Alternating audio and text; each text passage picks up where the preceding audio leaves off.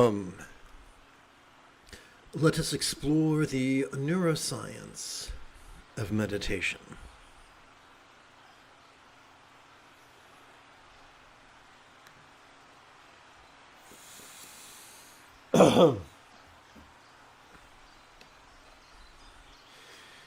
Every time we inhale, whether we know it or not, we have evolved to automatically and effortlessly access the parasympathetic nervous system, which is divided between, the lower third and the upper third of our spinal cord.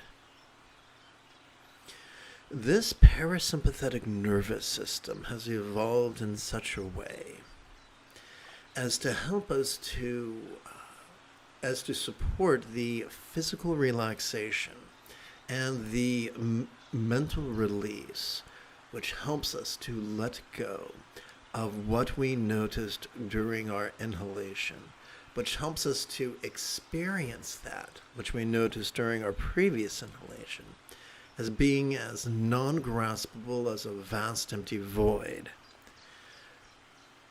That should not be taken literally, that should be taken figuratively. Any good English teacher will remind us that a simile is only as poignant as it is relatable. So we have to ask the question, what? What is a real-world example of a non-graspable, vast empty void? How about the illusion of the infinite azure sky on a bright and beautiful cloudless morn, which, although is tantalizing to the eye, is not graspable to the hand? By way of review, so that's a lot of information. Let us see if we can put this more succinctly. When we relax, when we silently and mentally recite the one-syllable verb ease during our exhalation, we are wired to relax into mind's non-graspable nature. And when we silently and mentally recite the demonstrative pronoun this during our inhalation, we are wired to notice the antics of mind. I look forward to meditating with you. After approximately 30 seconds of housekeeping. This is Lama Jigme Gyatso of the Buddha Joy Meditation School. For more than 30 years, I've spent about 8 hours a day, almost every day, studying, practicing, mastering, and reverse engineering the teachings and techniques of each school of meditation so that you would not have to. Welcome, my friends, to Meditate Like a Jedi, which is made possible due to the generosity of viewers just like you.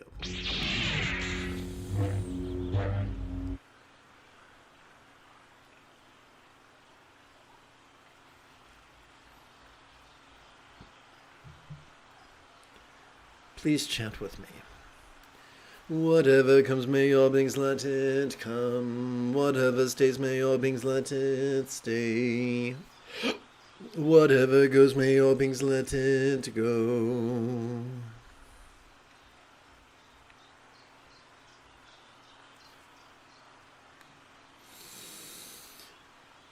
Please rest the great knuckle at the base of your right little finger upon the tip of your left little finger, palms up in your lap. Doing so could gently invite or real or imagine subtle energies to coalesce in the bladder region of our lower abdomen.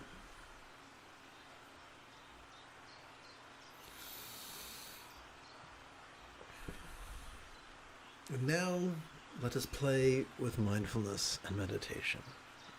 One moment, if you please.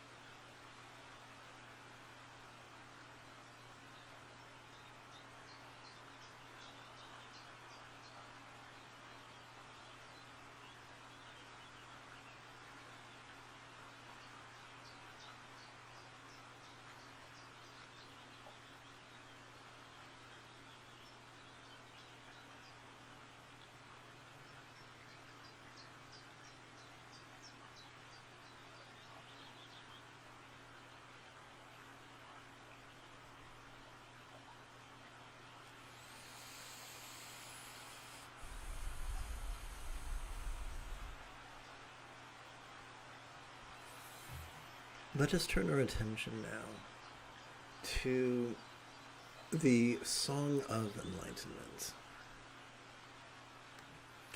composed by Yongjie Xuanjue, translated by Red Pine, adapted and amplified by yours truly.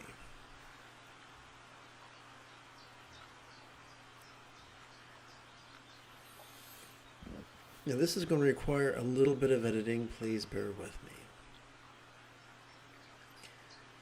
With universal emptiness, they dismiss the laws of karma.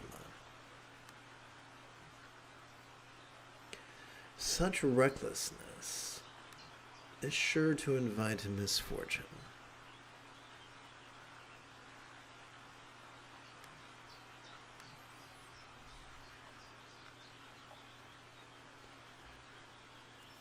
Giving up existence for emptiness is the same as jumping into a fire to escape a flood.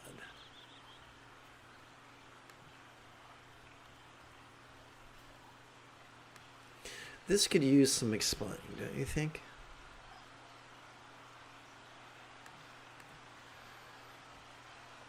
As we breathe in, we cannot help but practice mindfulness. As we breathe out, we cannot help but relax, loosen our grip upon that which we perceived during our previous inhalation, as if it was as non-graspable as a vast empty void.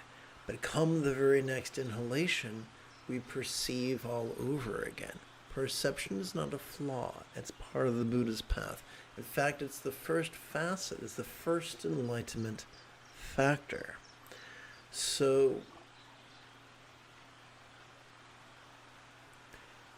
the great South Indian Buddhist philosopher Nagarjuna spoke of the two truths, the conventional and the ultimate. The truth we experience during our inhalation, the truth of noticing, and the truth we experience during our exhalation, the truth of letting go. Letting go doesn't change reality. It just helps us to be less neurotic. It causes our choices and utterances and deeds to be less controlled by our survival mechanisms, which sometimes seem to be as if they were on overdrive.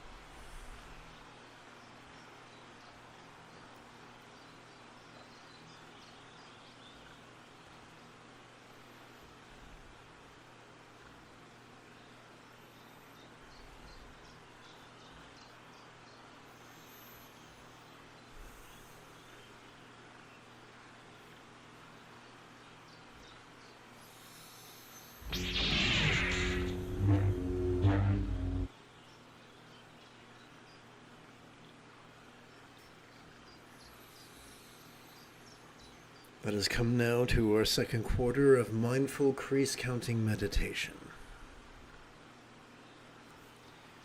And as we do so,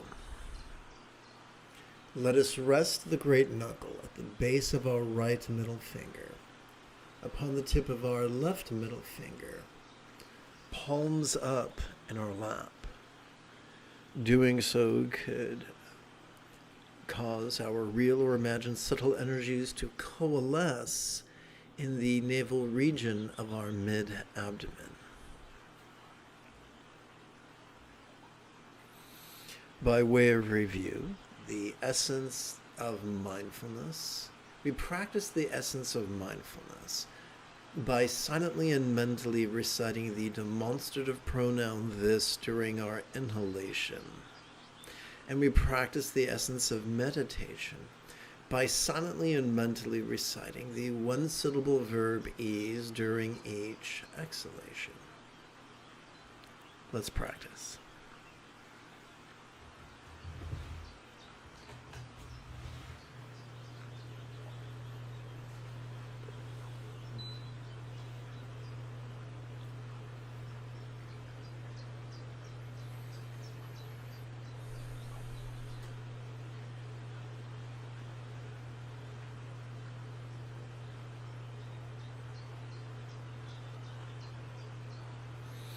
Let us return to the ideas discussed in this most recent passage of the Song of Enlightenment. There is a very dangerous myth that if one is truly spiritual and truly realizes emptiness, they can do anything. The problem with that is it forgets that we are wired in such a way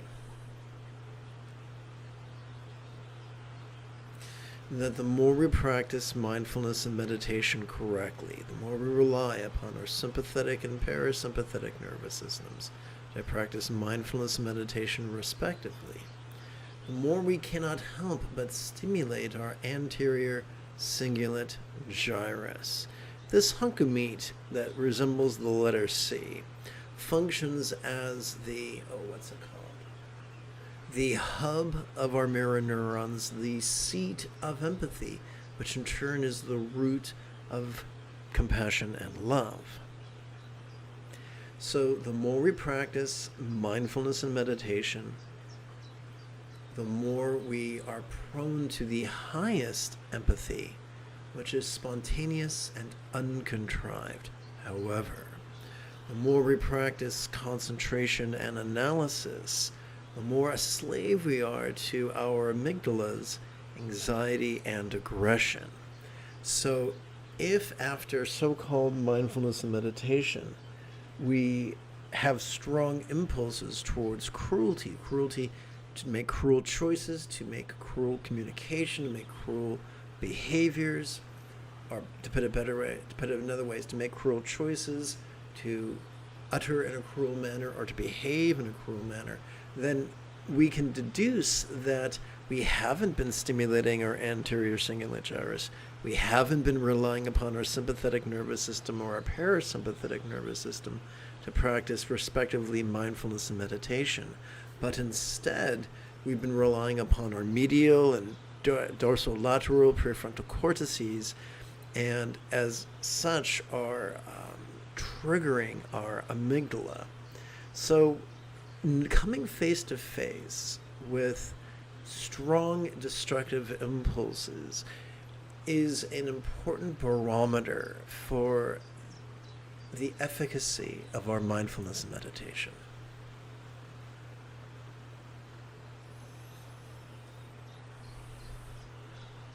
But please bear in mind, the brain is very complex.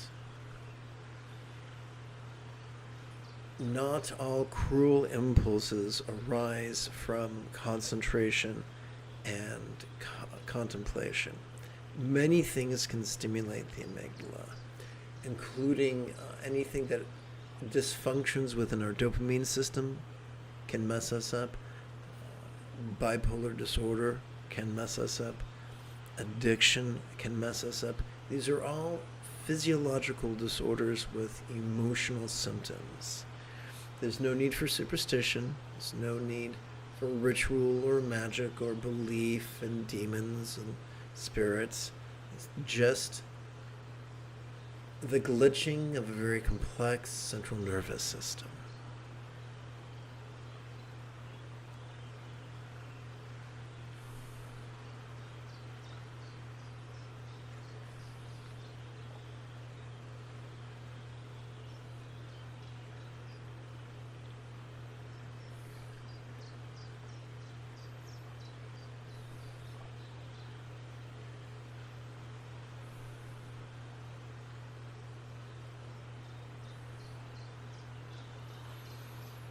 As one who has survived a shit ton of disabilities, it has been my experience that no one disorder or no one symptom occurs in a vacuum.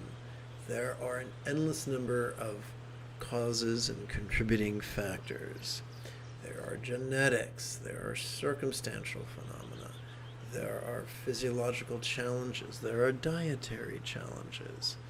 There are pathogens, there is gut dysbiosis, there is systemic inflammation.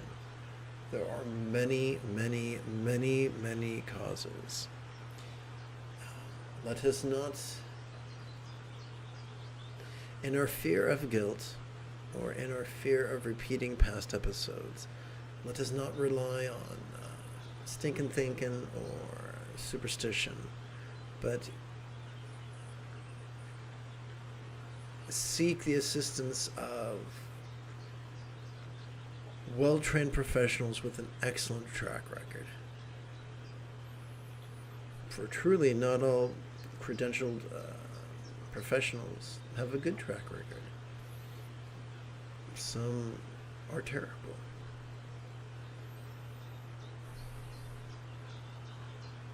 Not all doctors are created equal.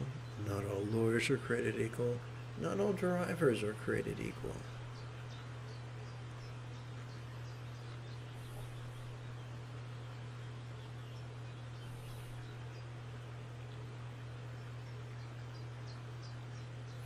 We get to be like James Bond in Casino Royale, or at least in the first scene of Dr. No, when he's playing Baccarat. You know, he may be very suave and debonair, but he cannot control the next card out of the shoe.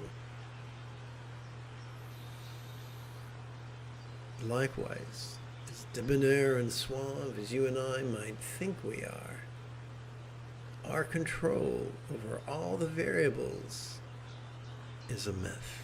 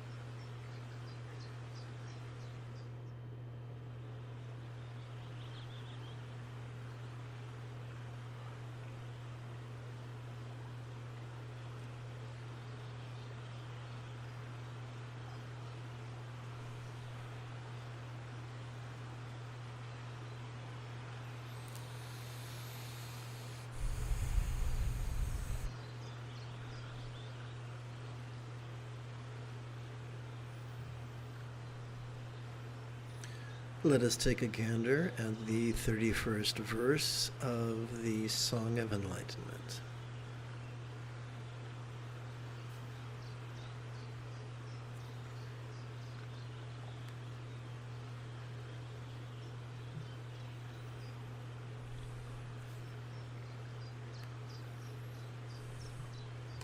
As for letting delusions go and grasping the truth, the letting go grasping mind is a master of disguise.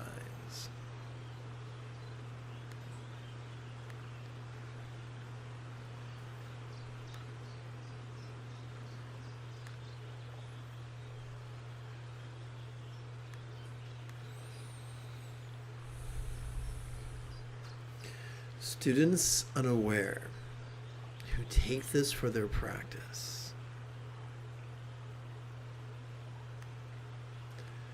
mistake a thief for their child.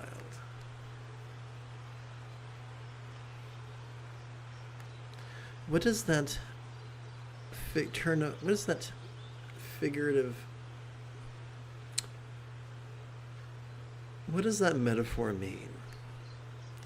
Well, traditionally, in agrarian culture, the child that an adult would raise and nurture eventually would grow into an adult that would take care of the parent in their twilight years, which is very, very balanced. But if one has a child who takes and takes and takes all one's food and shelter and education and training and kindness and does not repay it in the parent's old age, then that child is very much like a thief. Now, one cannot tell whether one's child will be good or not, and one should be kind to all one's children. But when this happens, when one's only children who survived the rigors of childhood do not in turn care for their parents and their parents' infirmity and old age, that is like a thief. And it is a sense of betrayal, and it is a tragedy, and it is perilous. But what has that to do with meditation? When we fail to have a balanced approach to the two truths, when we fail to respect both mindfulness and meditation, when we shun mindfulness and grab with white-knuckle intensity at emptiness, it's not going to be the cure-all, the Swiss Army knife, the panacea that we think it will be. It will do more harm than good. Similarly, if we just focus on mindfulness or even replace mindfulness with concentration, that's not going to give us the freedom that the Buddha offered. We need both. Just as a bird requires both its wings to take to the sky, we need both mindfulness and meditation. We need to cooperate with both facets of our autonomic nervous system, the sympathetic facet that notices and the parasympathetic nervous system that releases. We need both. The Buddha was about flexibility. His foolish cousin was about rigidity. Once we start clinging to something, like clinging to emptiness or clinging to belief, we have forsaken flexibility and have entered the path contrary to that of the Buddha. So together, let us chant this bit.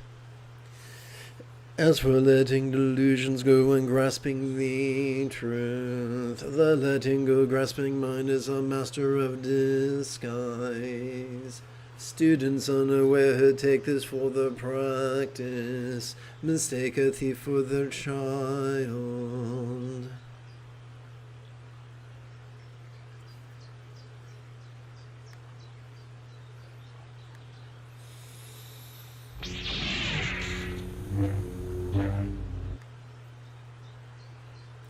Welcome to the third quarter of Mindful Crease Counting Meditation.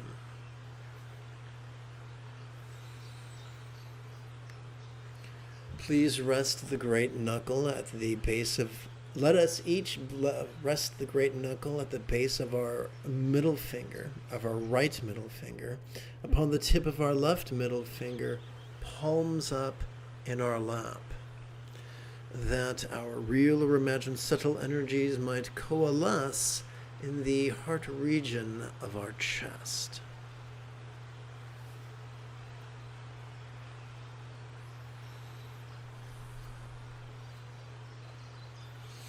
And now let us practice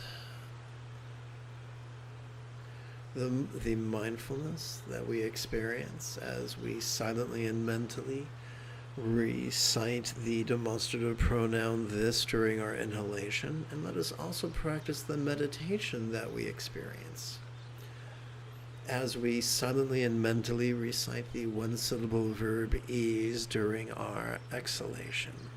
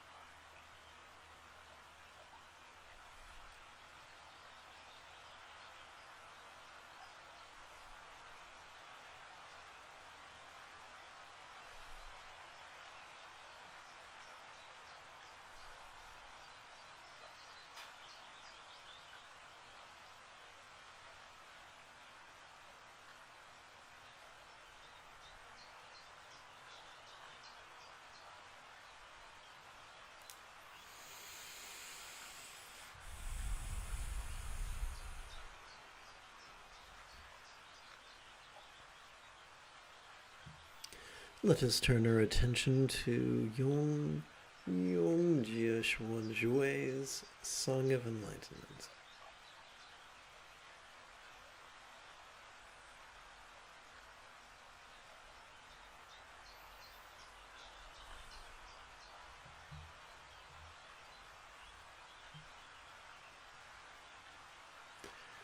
Reducing your Dharma wealth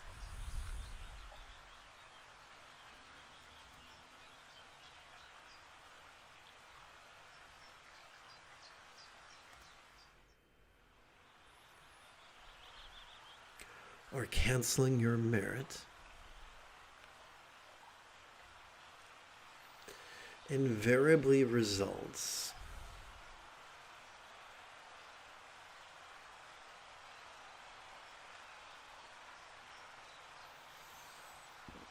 from discriminations of the mind.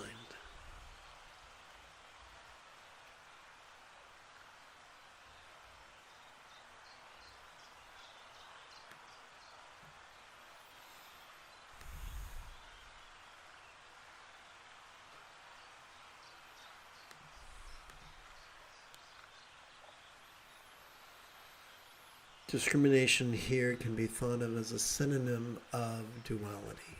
Noticing the external from the internal, the physical from the mental, the pleasurable from the painful, the interesting from the boring, the glorious from the grotesque. The tool that helps us to transcend the dualities that we perceive during our inhalation is the emptiness or letting go we experience during our exhalation. So this verse is an excellent counterpoint to the one that precedes it, showing us that if we emphasize one and not the other, calamity ensues.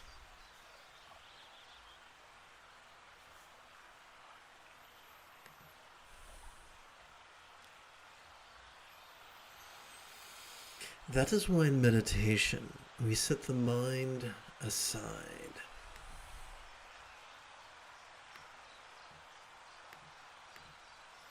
Our focus is the power of accepting that nothing is born.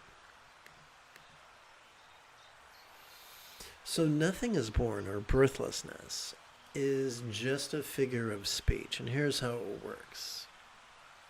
As we relax into our exhalation, whatever duality we might have noticed during our previous inhalation could feel as if it was as non-graspable as if it had never been born.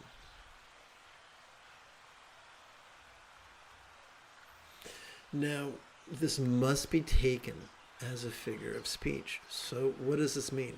We forsake, in light of both these verses, we forsake neither mindfulness nor meditation. We forsake neither duality nor non-duality. We cooperate with them. We dance with them.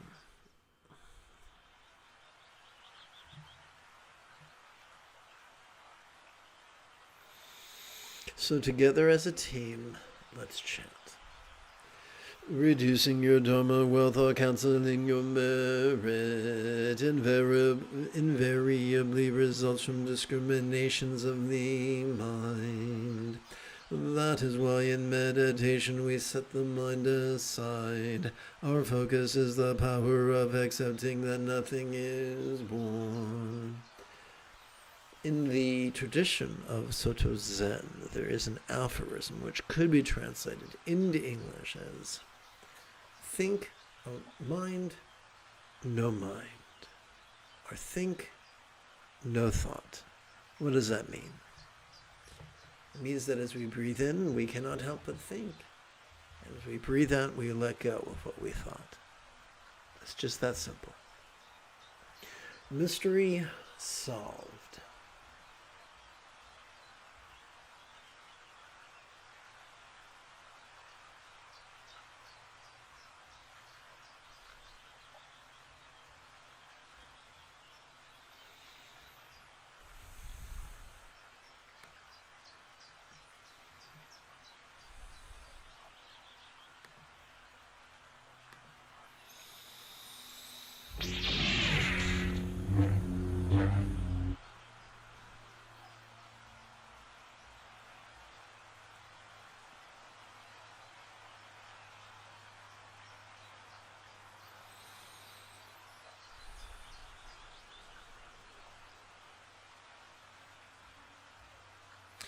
Welcome to the fourth and final quarter of this morning's mindful crease counting meditation.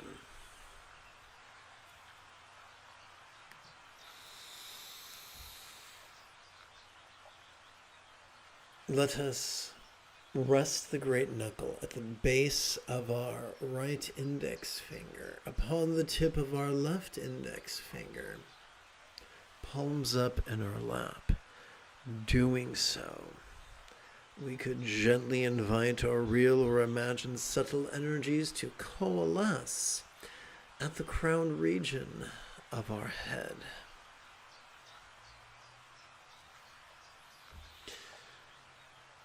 Let us practice mindfulness by silently and mentally reciting the demonstrative pronoun this during our inhalation, thus facilitating our ability, thus noticing mind's antics.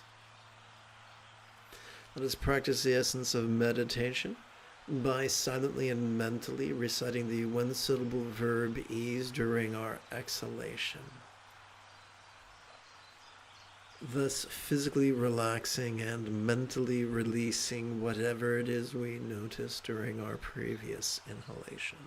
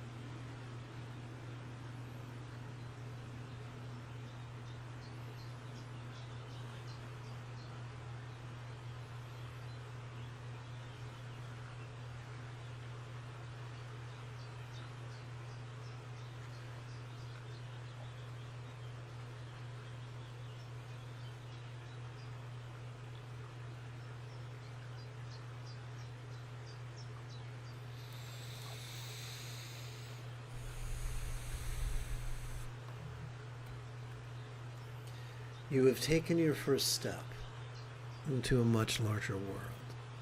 If you feel that I have earned it, you could give this live stream a thumbs up. You could even help support this channel. In approximately 11 hours or so, I would very much like to return to lead today's evening meditation class and group practice. And if you are as geeky as me, may the Force be with you always.